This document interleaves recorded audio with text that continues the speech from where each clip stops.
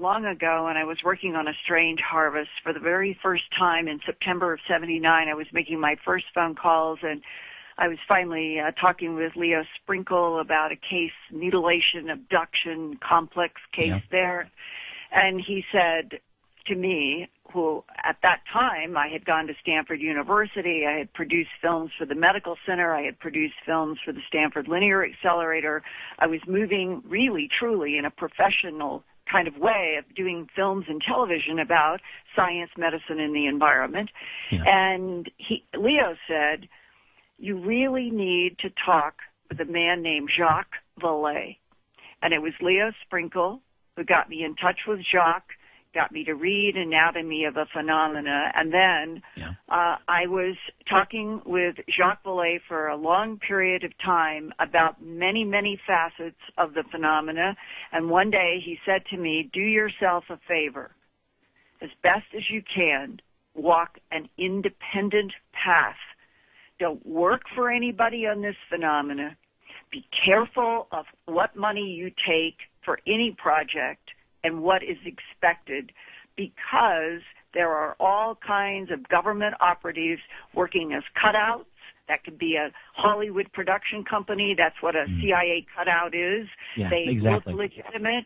They operate legitimately, but every single thing they do is going back to the CIA, and the CIA pays for the running of those cutout businesses. And I think that was one of the best pieces of advice ever given to me by anyone. Try to walk as independent a path as possible if you're actually trying to get to real facts, real truth, and it means that you have to go out into the field and you have to talk with real people who are having interactions with this phenomena. Otherwise, if you don't, you have layers in between that are dependent upon, I'll call it the media translation, inspired by government misinformation. There's way too much of that today at all kinds of levels. And so for those of us who really want to get to facts, to report them to the public and the media or through the media, we have to go out and do field research, and that is in and of itself a conundrum, as we were talking before at the break, about this catch-22. You need a lot of money to travel and do field research, and you need allies in a whole bunch of different production facets that can support it. And I don't know what the answer to it is, but I'll tell you, and it's a promise, I've never changed. I just keep trying to put one foot in front of the other in my own field research on what I hope are the most important subjects that I can bring anything to bear, and that is what keeps me going. And I just want to segue to Ingo Swann, who also talk about a human being who walked his own path. Yeah. Ingo is a man that I truly respected after spending one day with him and Vince Creevy from New Jersey and some others in Ingo Swann's famous below the sidewalk, I guess you would call it a large apartment in New York City. And the thing is, you entered his place by walking on the sidewalk, going down steps that looked like maybe you were going down to a dungeon. But when you opened the door, you stepped into a visual paradise. His oil work was incredible, and all of the walls of where he lived under the sidewalk in New York were covered with his incredible, mind-blowing oil paintings. Yes. And then we all sat down around a big table to begin an open-ended, spontaneous dialogue from his point of view, Ingo Swann's, from his work with Targ and Puthoff at the Stanford Research Institute back in the 70s, in which they were testing what is called remote viewing. And he is the one, it was Ingo Swann, who introduced the idea of coordinates, that a real test would be if the remote viewer has only latitude and longitude, let's say. Those are coordinates. And that's the only information, so there would be no front-loading possible. Right, and the thing is, there's no obvious logic to this system, and yet it worked. And the one story, it's a short one, but I would like to share it with you and your listeners because I sat and watched him telling me through his mind's memory of being asked to go to a specific place in the Pentagon in Washington, D.C. And through all the security and all of the stuff that they have to go through to get anybody up to the 5th floor, I think it was, or somewhere in the Pentagon. So now he's really, truly surrounded by our big Pentagon of military brass and offices and everything. And they did that laying down of the 3x5 card, I believe, is the way that it was done in this one, on the table, face down. And there was nothing on that table except one number 2 sharpened pencil and some pieces of paper for him to work in. Yes. That's it. Okay. And the 3x5 card. And this was the famous case, but now I'm hearing it from Ingo, in which he clearly is zoning in on a oval silver, I'm going to say craft, underwater, right behind a submarine. And Ingo writes down and talks all about this monitoring of the submarine by this other intelligence in a craft. And that he writes all this and does all this, right? Yes. Yeah. And a general with the salad of red and green and stars on his shoulders and everything comes into the room, picks up Ingo's papers, and takes the pencil. Ingo remembered that.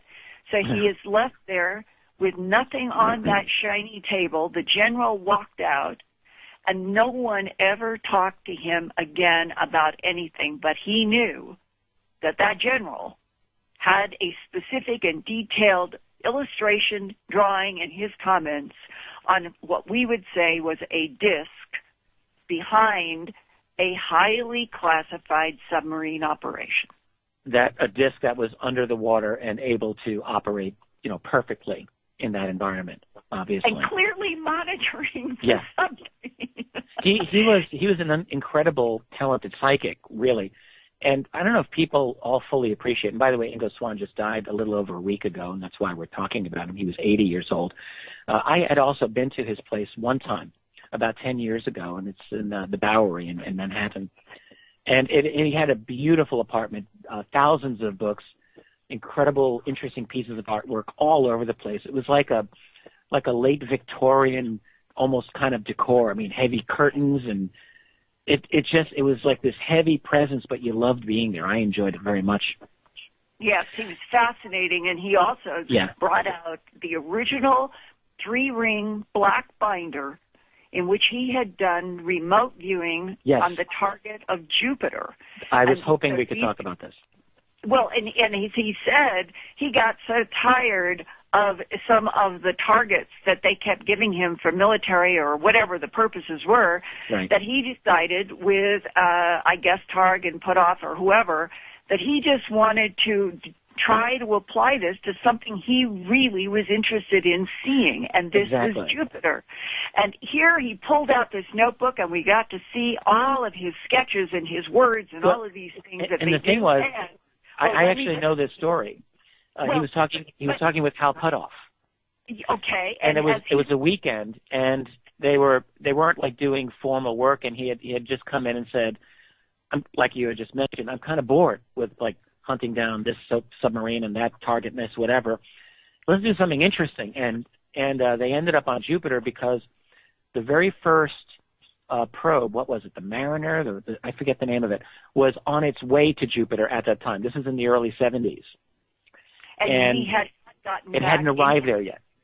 And that's why he wanted to do it before they had data. And the thing that I just wanted you to hear and your audience was how his eyes were lighting up across that table as he said, and I am telling you, there are mountains at the core of Jupiter. Well, to this day, to the best of my knowledge, that's not been verified, but How many? I think there was somebody put together a list of 25. He had a list of, I think, 13 data points, I'm thinking, and 12 were confirmed. But the thing that excited him the most were these mountains that he swears are at the core of Jupiter. Well, the one key data point, the key thing that people should know this, because I remember growing up reading books about Jupiter, and no one mentioned the existence of a planetary ring because astronomers just assumed that there was none. And Ingo Swann, long before that probe reached Jupiter to confirm the existence of a planetary ring, that was one of the key data points he wrote down. He said there's a ring around that planet. And, I mean, that just came out of nowhere. And then he described certain aspects of the atmosphere. I can't remember the details, but everything turned out to be exactly accurate. Carl Sagan, Mr. Disinformation Artist on UFOs, called the planetary ring prediction a lucky guess. Well, that was Dr. Sagan's sort of role, was to be a kind of polite debunker, not always so polite, while he was on the inside learning details about other life in this solar system and others. I'm convinced of that. I think Stanton Friedman is too. I believe that. And you know, in that 1998 book that Ingo did, Penetration. Oh, God. Yeah, and that subtitle, The Question of Extraterrestrial and Human Telepathy. Yeah. I found that book to be so fascinating. I couldn't recommend it highly enough. And one of the scenes that never has left my mind were the twin-looking blonde beings that were accompanying him on one of his remote viewing sessions at the Pentagon. And he and I talked about that later at another time. Was he feeling when he wrote Penetration was the implication that our government was allied with and working with the blonde-looking types, and that those were actual ET non-humans from someplace else, or were they some kind of a cloned hybrid that was working on a program secretly? And I don't even know that Ingo had come to a conclusion beyond the fact that he would agree with what I had been told in 1983 when I was working on that home box office special. Yeah. That statement by an AFOSI agent, Linda, one of our government's greatest worries is who walks the surface of this planet looking human but is not. And how many abductees have said that they've been shown clones of themselves. They've seen transfers of life force. In my third book, Glimpses of Other Realities, Volume 2, High Strangeness, there's a whole huge section about this. And when you step back from it all, if this were true, then in Ingo's book, Penetration, whatever it was that he experienced with those blonde twins, as he called them, and they were in the Pentagon, may relate to this issue of who on the surface of this planet looks human, but is inhabited by something non-human. I want to give a little bit of explication to listeners who may not know this book. It is one of the most fascinating books written in the last century, and that's not a hyperbole. And really what he describes is his interactions with an individual who is known as Axelrod, or Mr. Axelrod. And really what Ingo described here is that in the early mid-'70s, when he was doing all his remote viewing, particularly after he remote viewed Jupiter, this is when a lot of groups in the intelligence community really picked up their ears to listen. They were like, wow, this guy's good. So he was used to getting requests from all elements within the black ops world for this, that, and the other thing that they wanted him to do. So he gets a request from this office of this guy, Axelrod, and he's told to go to Washington, D.C., he's in New York, to meet by the elephant at the Smithsonian Institute. That's what he's standing there, and these two absolute identical men come up to him. These are the twins. They don't say a word to him. They check his wrist for the tattoo that they knew he had. Once they identified him, they motion and they show cue cards. "Sir, will you please come with us?" And no one says a word. He goes into the back of a car.